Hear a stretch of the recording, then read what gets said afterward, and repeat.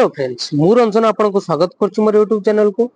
आसिला खुशी खबर पीएम किसान निधि रो 19तम किस्ती माननीय प्रधानमंत्री मोदी को द्वारा डीबीटी माध्यम रे पाखापाखी 10 कोटी कृषकों अकाउंट को पठा जाइए।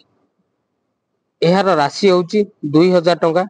प्रधानमंत्री मोदी पीएम किसान निधि माध्यम रे चाषी मानकर उपकार पई वर्ष को 3टी किस्ती माध्यम रे 6000 टंका पठाती।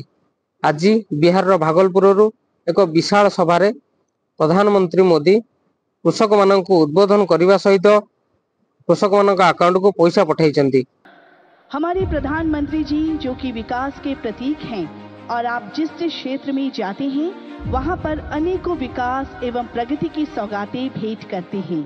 आज भी इस क्रम में माननीय प्रधानमंत्री जी के कर कमलों से किसानों को पीएम किसान सम्मान निधि की 19वीं किस्त, जिसके अंतर्गत 9.8 करोड़ से अधिक किसान परिवारों को रुपये 22,000 करोड़ से अधिक की धनराशि सीधे उनके बैंक खातों में हस्तांतरित की जाएगी।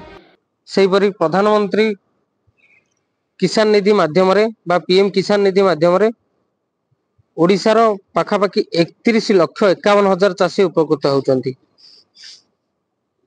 जदि आपण एही योजना अंतर्भुक्त किंबा आपण एही योजना रे उपकृत होउचंती तेबे निजर डीबीटी थिबा अकाउंट को जल्दी चेक करि नियंतु।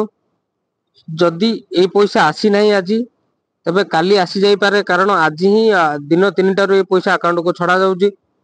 जदि आपणकर आज आसी नाही काली निश्चय